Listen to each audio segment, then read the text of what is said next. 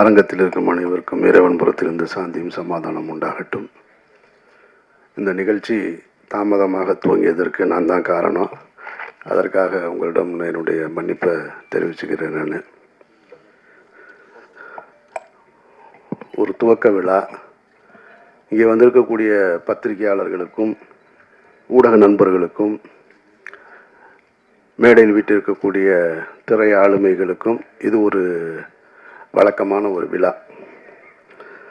ஆனால் சாமுக்கும் அவனை சுற்றி இருக்கக்கூடிய புதியவர்களுக்கும் தங்களுடைய வாழ்க்கையை துவங்குகிற ஒரு நாள். அது ரொம்ப முக்கியமான ஒரு நாள்.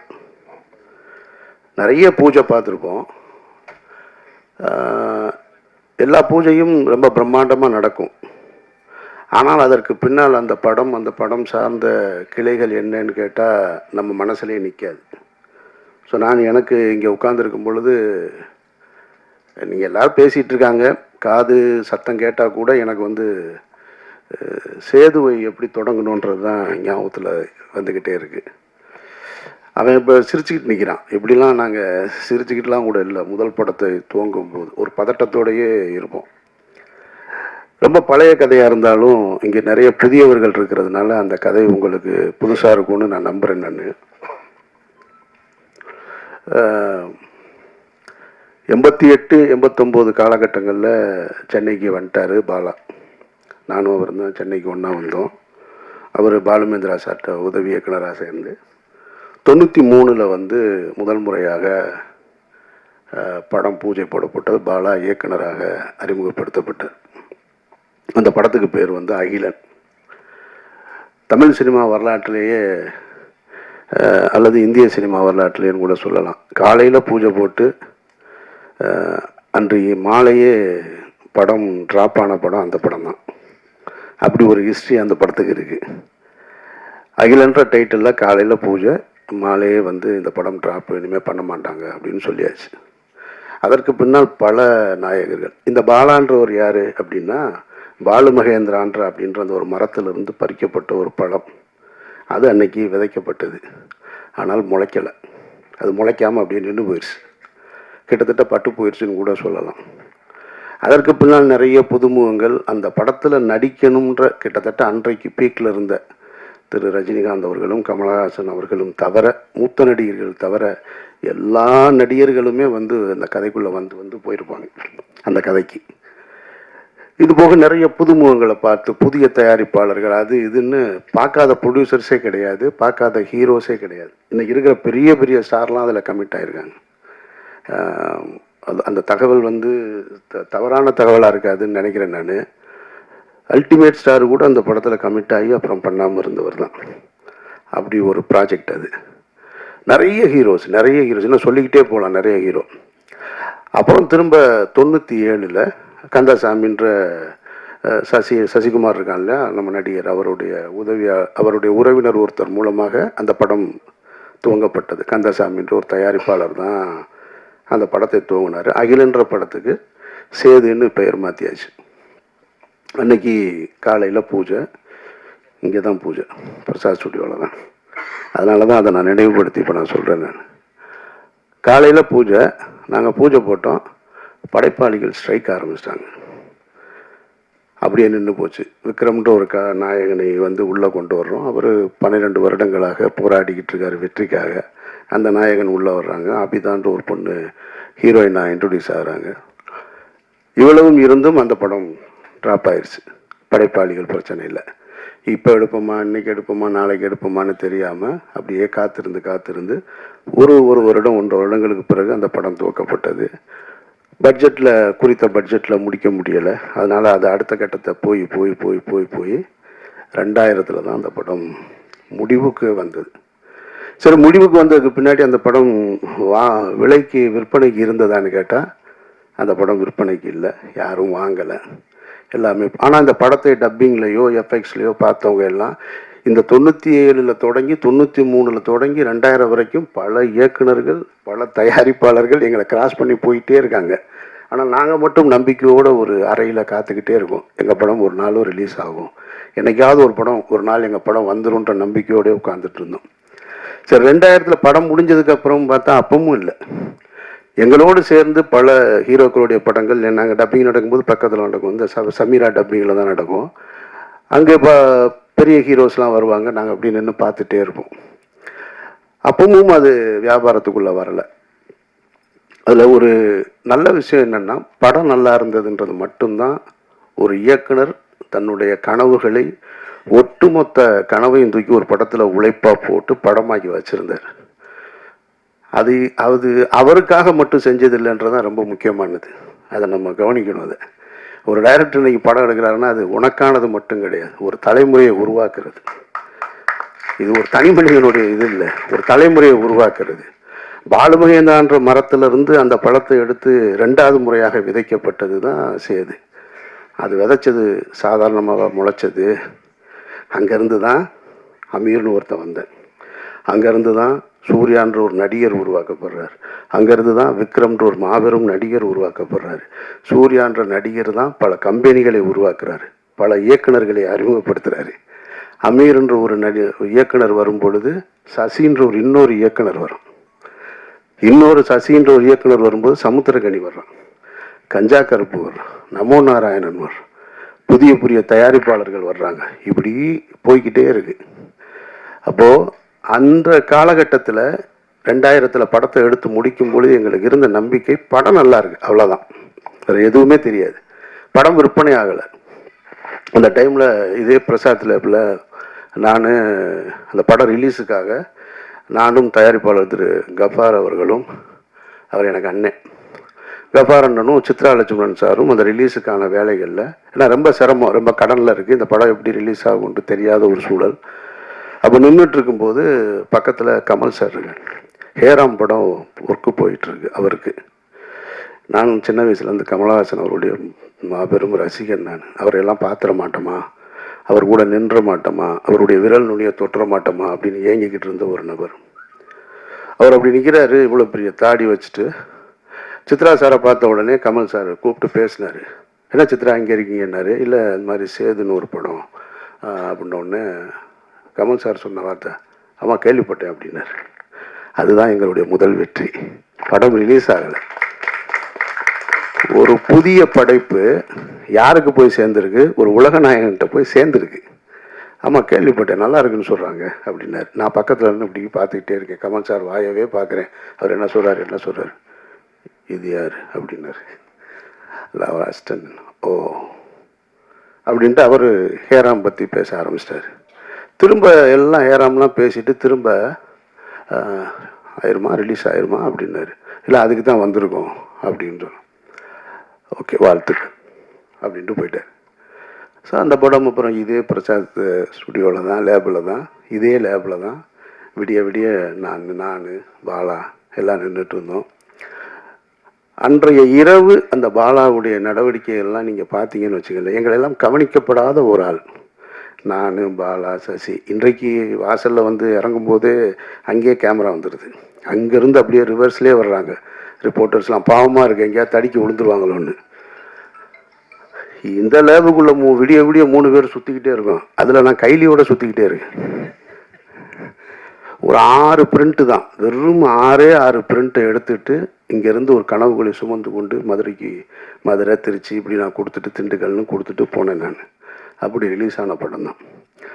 படம் நல்லா இருந்ததுனால தான் இவ்வளவு பெரிய அந்த விதை பெரிய ஆலமரமாகி பல கிளைகளை உருவாக்கியிருக்கு. அதனால் நீங்கள் புதிய படம் வாய்ப்பை வந்து ஒருத்தர் கொடுத்தார். இப்போ எனக்கு வாய்ப்பு கொடுத்தவர் வந்து கணேசன் இப்போ சொன்னார் இல்லையா, அவர் தான் என்னையை தேர்ந்தெடுத்தார். இங்கே மனிதர்கள் எல்லோருமே வெற்றி அடைந்தவர் எல்லோருமே சொல்லுவாங்க, நான் தன்னால் வளர்ந்தவன் அப்படின்னு சொல்லுவாங்க. உலகத்தில் ஒருத்தன் அப்படி இல்லவே இல்லை. தன்னால் ஒருத்தன் வளரவே முடியாது. ஒரு கை பிடிச்சி தூக்கலைன்னு சொன்னால் ஒருத்தன் வளரவே முடியாது. அப்படி வளர்ந்ததா யாராவது சொன்னா அப்படின்னு சொன்னால் அது ஒரு பொய். அது வேணால் சினிமாவில் ஒரு கைதட்டுறதுக்கு வசனமாக இருக்கலாமே தவிர வாழ்க்கையில் அப்படி கிடையாது. நம்ம பிறப்பே தாய் தந்தையோட உதவியால் தான் இருக்கும்போது அப்புறம் நம்ம வெற்றி அடைவது மட்டும் தன்னால் எப்படி நடக்கும்? அப்படி நடக்கவே நடக்க. உங்களை பற்றி பேசுவதற்கு இன்னொருத்தர் வேணும். நீங்கள் போய் ஒன்று கேட்டிங்கன்னா செய்கிறதுக்கு இன்னொரு கை இல்லாமல் உங்களுக்கு வாழ்க்கையே கிடையாது. அப்படி ஒரு கை தான் இப்போ அவர் மகேஷ் அவர்கள் வந்திருக்கிறாங்க. அப்படி தான் எனக்கு ஒரு கணேஷ் வந்தார். இவனுக்கு யூகேலேருந்து வந்திருக்காரு, எனக்கு யூஎஸ்லேருந்து வந்தார். இன்றைக்கி வெற்றி அடைஞ்சதுக்கப்புறம் சொந்தக்காரங்க வருவாங்க, நண்பர்கள் வருவாங்க, பெரிய பெரிய பணக்காரர்கள்லாம் வருவாங்க.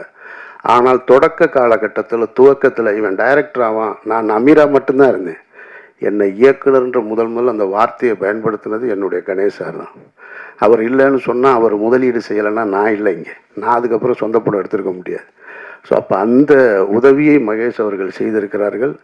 சாம் செய்ய வேண்டியது அந்த படத்தை நல்ல படமாக எடுத்துக்கணும். அவள் இன்னைக்கு விதைக்கப்பட்டுருச்சு, இனி நீ இதை முளைச்சி எடுத்துகிட்டு வர வேண்டிய முழு உழைப்பும் உன்னிடத்தில் இருக்குது.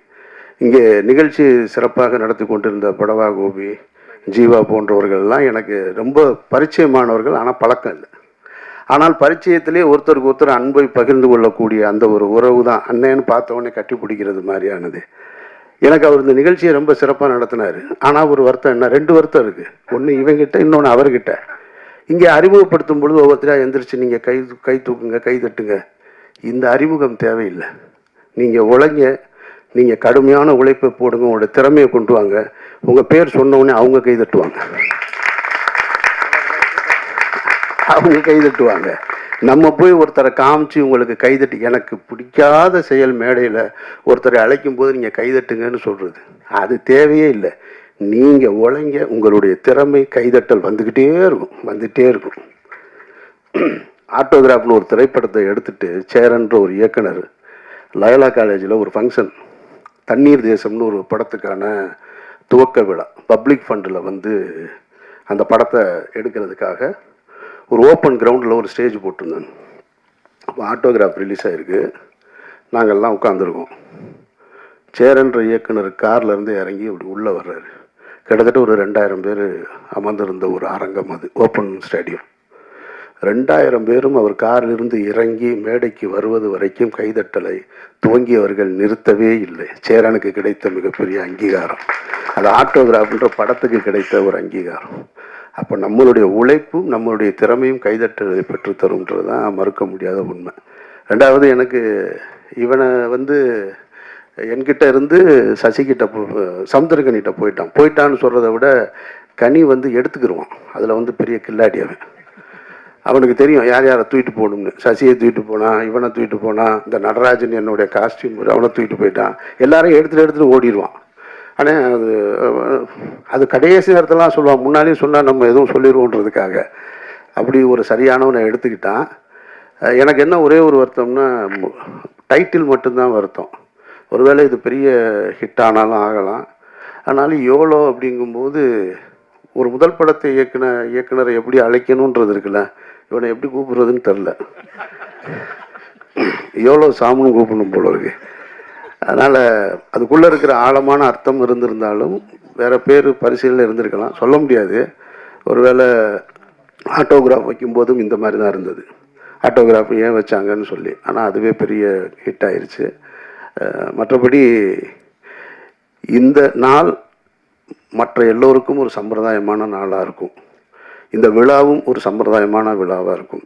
ஆனால் இதில் உழைக்க இன்றைக்கு அந்த விதைக்கப்பட்டவர்களுக்கு ஆத்மார்த்தமாக வந்து நிற்கிற எல்லோருக்குமே வந்து என்னுடைய நன்றியை நான் தெரிவிச்சுக்கிறேன். ஏன்னா இதுலேருந்து எவ்வளோ பேர் வரப்போகிறாங்கன்னு தெரியும். பாலுமகேந்திரா சார் வந்து உங்களுக்கு தெரியும், பாலுமகேந்திராட்ட இருந்து நிறைய கனிகள் எடுத்து விதைக்கப்பட்டது. ஒரு பக்கம் வெற்றிமாறன் டீமு, ஒரு பக்கம் ராம் போன்றவர்கள். பாலாட்டிருந்து வந்தவங்க தான் நாங்கள் எல்லாருமே. ஆனால் ஒரு கட்டத்தில் நின்றுச்சு. இப்போ எனக்கு பின்னால் சசி, சமுத்திரகனி, அப்புறம் துரைவாணன் ஒரு இயக்குனர் எனக்கிட்ட இருந்து வந்தான். ஆக்சுவலாக அவன் உடல்நிலை சரியில்லாமல் ஒரு படம் இயக்குனா, ஆனால் இறந்துட்டான். ஸோ ஒரு சின்ன கேப் விழுந்துருச்சு.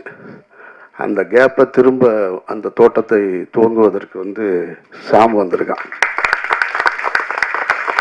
இதை எடுத்துகிட்டு போகணும். இன்னும் எனக்கு ஒரு ஆசை இருக்குது. சரி, என்கிட்டருந்து வர்ற அசிஸ்டன்ஸ் யாராவது அடுத்த கட்டத்தை நோக்கி போகணும் அப்படின்ற ஒரு ஆசை இருந்துக்கிட்டே இருக்குது. அதை செய்வான்ற நம்பிக்கையோடு இருக்கேன் நான். பாலா வந்து பருத்தி வீரன் முடிச்சுட்டு, நான் மௌனம் பேசியது முடிச்சு, ராம் முடிச்சு, பருத்தி வீரன் முடிச்சதுக்கப்புறம் என்னை கூப்பிட்டு ஆஃபீஸில் உட்காந்து பேசும்போது ஒரு வி ஃபைண்டர் எடுத்து கையில் கொடுத்தாரு. இந்த வி ஃபைண்டரை கொடுத்து, இது என்னன்னு தெரியுமாடா அப்படின்னு. தெரில சொல்லு அப்படின்னு. இது வந்து பாலுமேந்திரா சாருக்கு அவருடைய குருநாதர் கொடுத்தது. அவர் பாலுமேந்திரா சாருக்கு கொடுத்தார். பாலுமகேந்திராட்ட இருந்து பல பேர் எவ்வளவோ பேர் வந்து போயிருக்காங்க. ஆனால் அவர் எனக்கு கொடுத்தாரு. நான் உனக்கு கொடுக்கல. எப்போ கொடுக்கல? மௌனம் பேசி கொடுக்கல, ராமுக்கும் கொடுக்கல.